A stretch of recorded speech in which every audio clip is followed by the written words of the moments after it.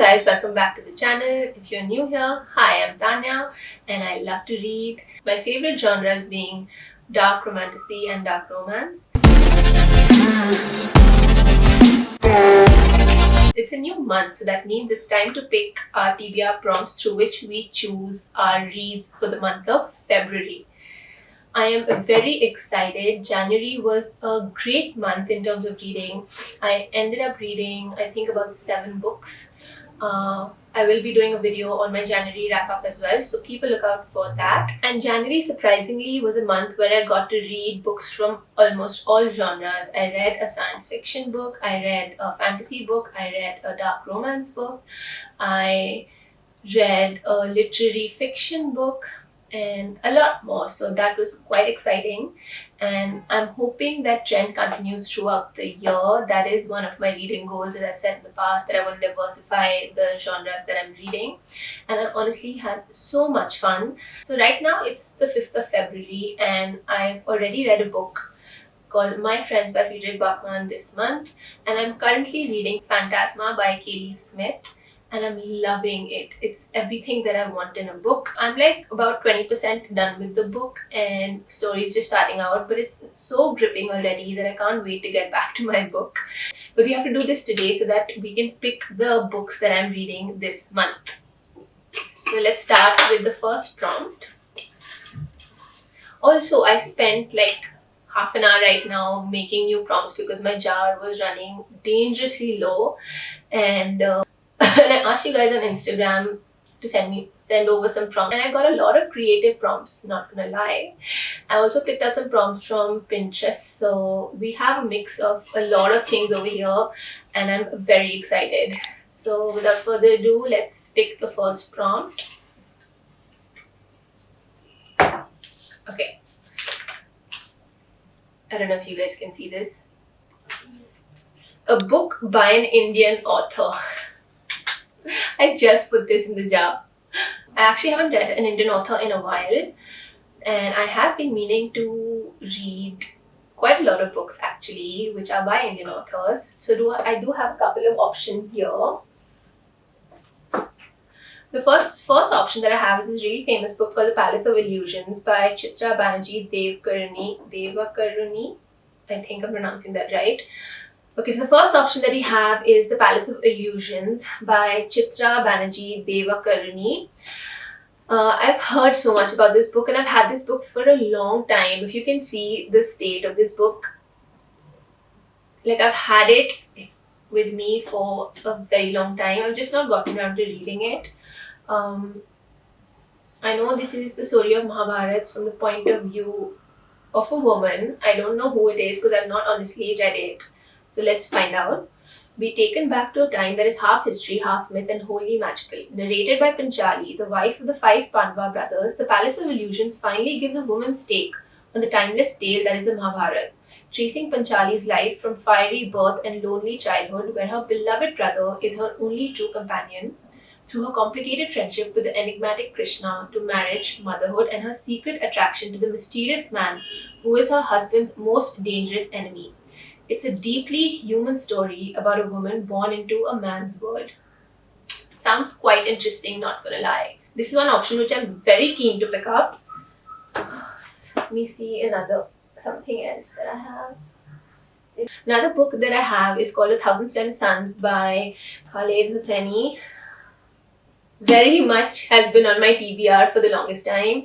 I yet to read Kite Runner by the same author. So I'm wondering whether I should pick this up or should I pick up Kite Runner first. I'm very confused. Mariam is only 15 when she's sent to Kabul to marry the troubled and bitter Rashid, who is 30 years her senior.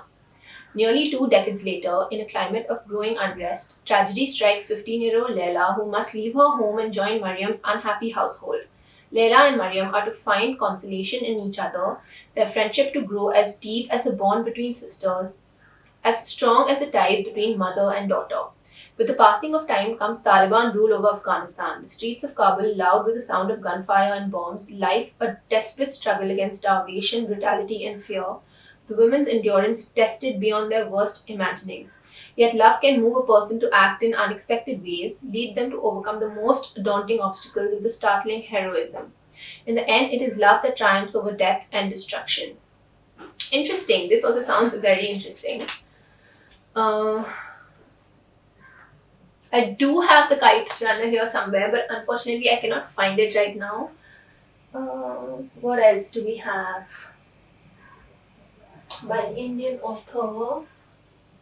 So I have another book. It's currently at my dad's place because he loves these books. So it's called The Prince of Ayodhya by Ashok K. Banker. It's a story of Ramayana. I think it's a retelling of the Ramayana from his point of view. And I've had this book for a long time. It was published in 2003, and I think my dad read the series a long time ago and he recommended these books to me. And I've been meaning to read them for the longest time, so I think this is a good time to get started on that. The original Ramayana was written 3000 years ago. Now, with a breathtaking imagination and brilliant storytelling, Ashok K. Banker has recreated this epic tale for modern readers everywhere. In this first book of the Ramayana, it is predicted Ayodhya, legendary capital of warriors and seers, will soon be a wasteland of ashes and blood. Only Rama, Prince of Ayodhya, can hope to prevent the onslaught of darkness. Is Rama's courage enough in final battle to halt the demon's invasion and save Ayodhya? So that is also one of the books. So we have three options. We have Palace of Illusions, we have A Thousand Splendid Suns, and we have Prince of Ayodhya by Ashok K. Banker. And now I'm very confused as to which one to pick up. I think I'm going to go with The Palace of Illusions by Chitra Banerjee Devakaruni, because I've heard so many people talking about this and it's been recommended to me too many times. So yeah, this is my first pick for the prompt, a book by an Indian author. Now that we have picked up our first prompt, I just want to say that I love this idea of doing prompts to pick my TBR, because otherwise I feel like I would not pick up half of these books. It's crazy, like they're all lying on my shelf and I just don't think to pick them up because I always have something or the other to read. So I think this is a good idea to really sort out my TBR and actually read the books that are actually there on my TBR. Okay, time to pick our second prompt. Let me just shake this. Yeah, time to pick our second prompt. Oh, I hope I get a good one. Okay, you guys can see it first. It says, a book you started but never finished. Which book did I start? I honestly don't know like this. A book I started but never finished. There is this one book which I did start back in December, but I never finished it. And it's, let me just pull it up. Still sitting in my Kindle library. And I literally read like 2 pages and I really liked it and I really wanted to read it, but I just didn't get the time in December. So I think we're going to pick that up. It's called Heavy by M.L. Burns. It's a dark taboo romance, so right up my alley. I'm just pulling up Goodreads so that I can read because I've forgotten what it's all about. Okay, Kalista. Everyone has a past, but mine is a storm that never stops chasing me. When my life goes up in flames by my own doing, I'm left with an impossible choice. Lose everything I've built or hide out in a remote cabin with a killer. My plan is to rebuild the vacation home where my family once spent summers, hoping it will distract me from the chaos. I think I've read the back before, but we're just gonna read it again. But there's one major complication. My roommate is way too hot. And who is this too hot roommate? My damn step-uncle. He's a convicted murderer with a history as dark as my own, and maybe this cabin isn't the only thing I'm desperate to repair. Ronan. 15 years behind bars and freedom tastes no sweeter than my old concrete cell. I figured I'd drink myself into an early grave or wind up back in prison. Then my little snap niece showed up begging to stay at the place my brother let me live in. She's fixing up the cabin, but I can see it in her eyes that I'm also on the plans for repairs. But I don't need fixing, I'm not broken, just forgotten. She's a beautiful fighter with secrets she's not ready to share, but she's in a cage with a lion that's been starved too long, and now that I'm free, I've got an appetite that will only be satiated by her. Okay, so this is taboo for sure.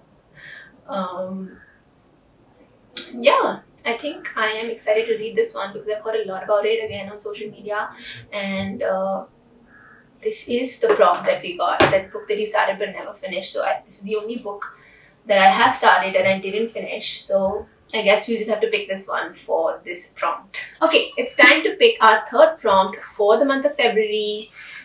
Please give me a good prompt. Okay. Yep, we got one. Here. Oh, it's a sports romance. This is funny because I have been reading a lot of sports romances, especially with Heated Rivalry doing the rounds everywhere. I did read Heated Rivalry and The Long Game back in December, and I am very excited to continue that series. Since it was an interconnected series, I just read Shane and Ilya's story. I never got to reading the other stories in that series. So maybe I'm going to pick up the first book in that series, and I think it's called Game Changers. Yeah, the first book is called Game Changer. It's by Rachel Reed. Again, let me just read the back. New York Admirals Captain. Oh, it's about Scott Hunter. So we did meet him in the TV show. If you guys have seen the TV show, I loved it. I think I've seen it like 3 times. So one of the episodes was about Scott's story. So this is definitely an exciting book to pick because I love Scott in the show. New York Admirals Captain Scott Hunter takes his pre-game rituals very seriously. In this case, it's not just a lucky smoothie he's craving, it's the man who made it. Pro hockey star Scott Hunter knows a good thing when he sees it. So when a smoothie made by juiced bar barista Kip Grady precedes Scott breaking his on ice slump, he's desperate to recreate the magic and to get to know the sexy, funny guy behind the counter. Kip knew there was more to Scott's frequent visits than blended fruit, but he never let himself imagine being invited back to Scott's penthouse. Or kissed with reckless abandon, never mind touched everywhere all at once. When it happens, it's red hot, incredible, and frequent, but also only on Scott's terms and always behind his closed apartment doors. Scott needs Skip in his life, but with playoff season approaching, the spotlight on him is suddenly brighter than ever. He can't afford to do anything that might derail his career, like introducing the world to his boyfriend. Kip is ready to go all in with Scott, but how much longer will he have to remain a secret? I think this is a good one. This is a good one. Let me see if I have any other sports romances. I think I have some on my Kindle library. No?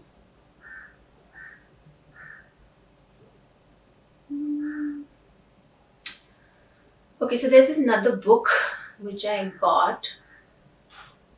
It was like a stuff your Kindle day, and I saw this sports romance. It's called One Good Puck by Sarah Smith. So we have that also as an option. I'm guessing that's a hockey romance. Let me just read what Goodreads has to say about it. Again, I think it's part of an interconnected series and it's book number 5 in the Denver Basher series. Says, I've had a thing for Abby Taylor since the moment I met her. She's beautiful. She's a beautiful, hardworking, and a sweet single mom who I've never had the nerve to ask out. When she and her daughter need a place to stay after losing their home, I offer up my house. I tell myself we'll just stay friends and roommates. No way she'd be interested in me. The workaholic head coach of the Denver Bashers, who's more than 10 years older than her and has been out of the dating game for so long it's not even funny. But the more time we spend together, the closer we get. I open up to her about losing my wife years ago. She opens up to me about her awful ex. And when she gets stood up one night, I swoop in and take her on a romantic date. One kiss leads to the hottest night of my life, which leads to a no-strings-attached agreement. Soon my heart is involved. I never thought I'd find love again, but I'm falling head over heels for this incredible woman. Okay, so this is a sports romance, but it's about the coach. So I don't know whether this counts as a book for this prompt. Do I have any other? Okay, so I also read Icebreaker, which is part of the Maple Hills series by Hannah Grace last year, I think. And I have the second and the third book in the series. Again, they're interconnected. And then they're called Wildfire and Daydream. So I can pick up Wildfire since I do have that. This is Wildfire by Hannah Grace. This is also an option. Let me just clear the back. It only takes one spark. When Russ and Aurora cross paths at a university party, a drinking game ends with them spending the night together. But Aurora slips walks away before Russ learns her full name. This anonymity ends when they both turn up to their first day of work as camp counselors, a job they had both chosen to escape Maple Hills for the summer. Given their history, there's still an obvious tension between the two, but the camp has a strict no staff fraternizing rule. Russ doesn't want to risk heading home early, but Aurora has never been one for rules. As things heat up, they'll have to resist or risk starting something they just can't stop. Cute. So this is also an option. So as of now, I think we have 3 options. We have Game Changer by Rachel Reed, we have Wildfire by Hannah Grace, and we have One Good Puck by Sarah Smith. I think there was another series I was meaning to read by Chelsea Curto. That is also a sports romance, right? Yes. Okay, so the DC Star series by Chelsea Curto has also been on my TBR for the longest time. So maybe we can read that. And I've heard good things about that series, so I can pick that up as well. Okay, so the first book in the DC Star series is called Power Play by Chelsea Curto. And let me just pull up Goodreads. Power Play by Chelsea Curto. Okay. Oh, sorry, Power Play is the second book. Which is the first? Face Off. Sorry. This is DC Stars book number 1. It says Emerson Hartwell has waited for a spot on an NHL roster since she became a professional hockey player. And this season she'll finally get a chance to showcase her talents while struggling with the struggling DC Stars. Maverick Miller is the best player in the league, but he's never had a winning record. Team captain and desperate to turn things around, he agrees to play nice with a fiery new left winger even though they're total opposites. After a night where the tension between them reaches the tipping point and they fall in bed together, Emmy and Maverick vow it was only one time. Just once to get it out of their system so they can play better to help their team. It doesn't mean anything. She doesn't date hockey players. He's a notorious playboy who doesn't date, period. Except what should have been just once happens again and again. They tell each other their friends with benefits arrangement is only for the season, but despite facing off on the ice, behind closed doors, there is nothing but fire. Okay, I think this has got me more excited. Okay, so I think we can put back Wildfire because I don't want to read it right now. Pick that up again later, and we're going to disregard the One Good Puck. One Good Puck by Sarah Smith because it's not involving a direct athletic player, it's about the coach. So I think our options are between Face Off by Chelsea Curto or Game Changers by Rachel Reed.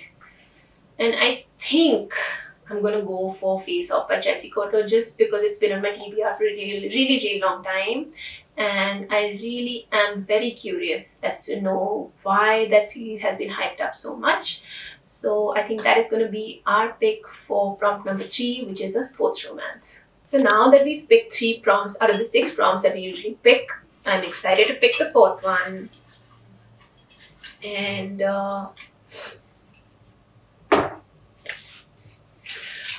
I hope it's a good one. You can see it. Okay. A Dark Academia. Interesting. So I did read A Dark Academia last month called Nightshade by Autumn Woods and I loved it. Looking forward to book 2. But now I'm thinking what options I have. Okay, this is one. Okay, this is one. This is the Bloodwing Academy by Briar Bolin. This was on my 26 books to read for 2026. Was it? No. This was on... Just did a video on this on Instagram talking about fantasy series that I want to read in 2026 and it's part of that. This is the Bloodwing Academy series by Briar Bolin. This is book 1 called The On Wings of Blood and it is a Dark Academia if I'm not mistaken. Is it? Yes, it's a dark academia fantasy romance featuring a bully villain with Draco Malfoy energy okay, I don't want to read all that. So let me just read the back. It says, Welcome to Bloodwing Academy. Expect magic, expect competition, expect blood. I didn't sign up for this. A half fade in a school of high blood vampires. That's a recipe for disaster. I'm Medra Pendragon, last of the Dragon Riders, or so they tell me. I think I've read this. Why is my memory so bad? What video did I read this for? TBR. Oh, my previous video where I did a haul for this. I did read the back, so I'll probably just read again. Funny thing is, there are no dragons left, but that hasn't stopped the vampires from deciding I'm worth capturing. Now I'm stuck at Bloodwing Academy where the High Bloods run everything and the Blightborn are just blood in their veins, pawns in their games. But the worst part, Blake Trackharrow. He's been tormenting me since the moment we met, and now thanks to some ancient ritual we're betrothed. He acts like he owns me, but I'm not going down without a fight. Bloodwing isn't just a school, it's a battlefield, and if you're weak, you're dead. Between deadly competitions and a dragon-shaped secret looming over my head, all I have to do is survive. Except I'm starting to think the real danger is what I'm becoming in this twisted game of power, and Blake might just be the one who pushes me over the edge.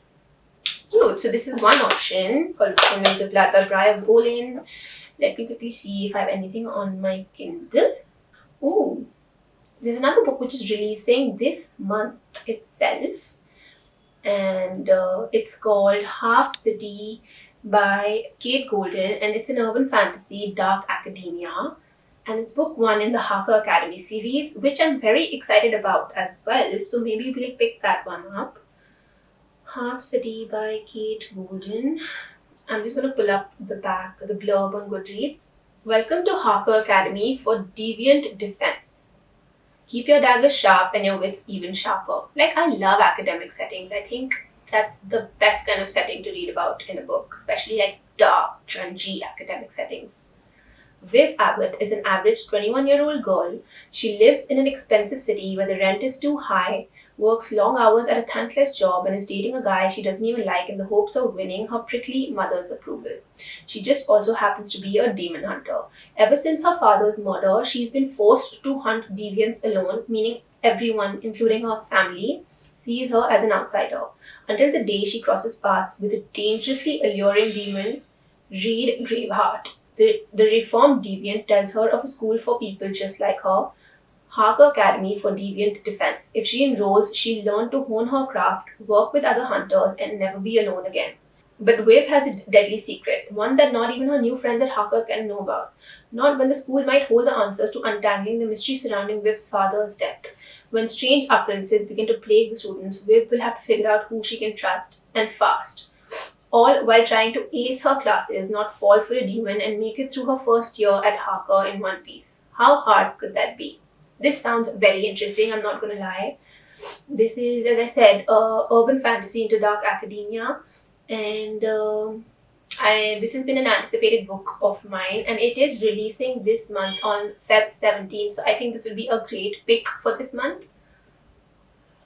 So between Half City and On Wings of Blood, I think I'm going to pick Half City by Kate Golden. I will also end up reading this sometime, maybe not this month, maybe next month. But I think for this prompt itself, I'm going to pick Half City by Kate Golden.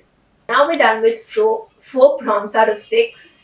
And we've got a good couple of books picked out. It's time to pick our 5th prompt from the jar. Give me an exciting one. Okay. Can you see it? A book with green on the cover. Interesting. Why are there no green books in my collection? I mean, we have one, but we've already picked it out. Oh my god, even the cover of Heavy is green. Imagine. But we've already picked it for a prompt, so we can't possibly pick that up again. Of all the prompts, I didn't think I would get stuck on this one. I generally did not think it would take me so long to find a book with green on the cover. I mean, the first 2 picks that I picked, Palace of Illusions and Heavy, they both had green on the cover, and unfortunately I couldn't find anything on my book TBR shelf. But then my eyes fell on this book called Sheila Sparrows by Debbie Perry, and it does have green on the cover. If you can see, it has some leaves and the background is like a dark muted green. So I think this definitely counts because the prompt says a book with green on the cover, not that the cover is green. So I think this definitely counts, and it is part of my TBR and I've been meaning to read it. So I think I'll pick this for this next prompt. Let me just read the back. If you're not terrified, you're doing it wrong. The gods sent monsters to the 5 kingdoms to remind mortals they must kneel. I've spent my life kneeling to their will and to my father's. As a princess, my only duty is to wear the crown and obey the king. I was never meant to rule, never meant to fight. And I was never supposed to be the daughter who sealed an ancient treaty with her own blood. But that changed the fateful day I stepped into my father's throne room, the day a legendary monster hunter sailed to our shores, the day a prince ruined my life.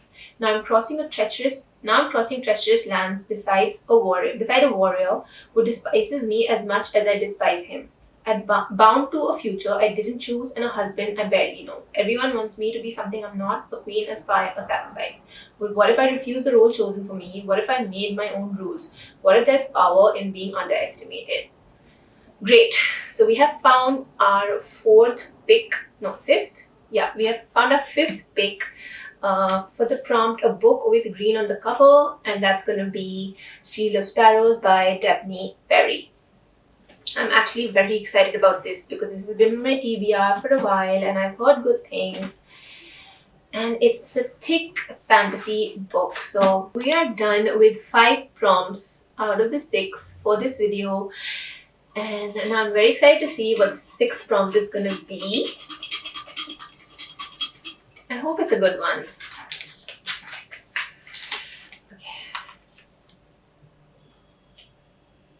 It says book with a 1-word title. Okay, I think we can do this. Okay, so I have a question. If it's The Nightingale, is it considered as 2 words? It is, right? So we cannot pick that. I mean, the only one I can think of is Alchemist, which I've already read. Well, I can see one right in front of me, which I haven't read.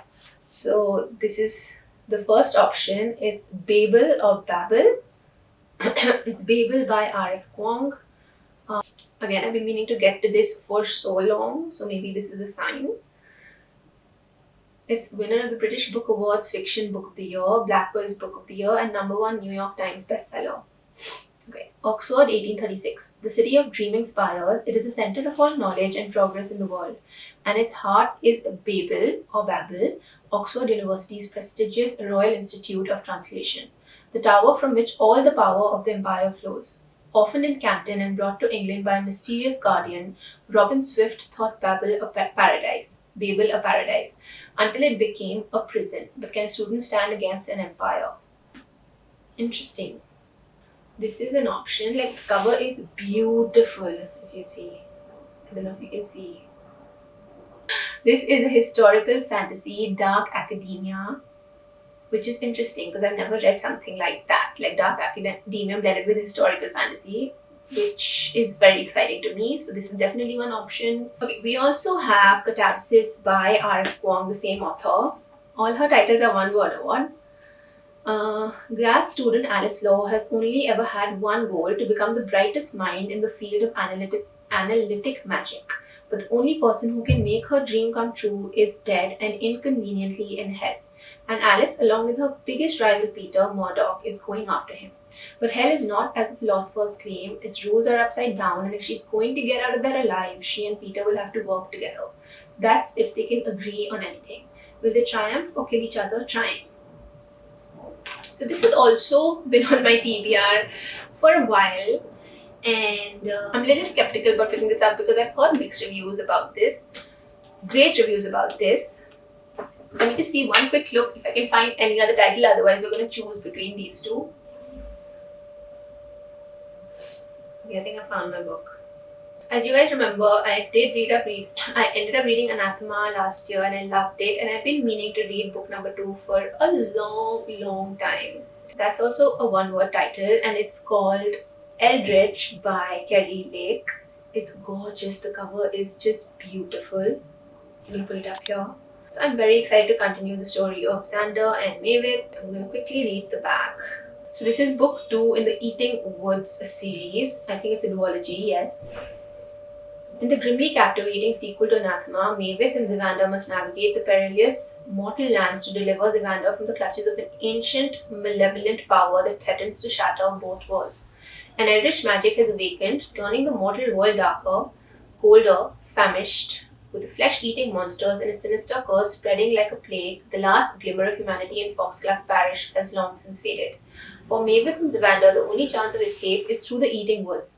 But fate has woven a new web. Tangling the threads of destiny and crossing the mystical boundary to Etheria might not be so simple. As the bones of Mavid's past are unearthed and truths unravel with unsettling clarity, the possibility of never leaving Mortacia is becoming more and more of a reality.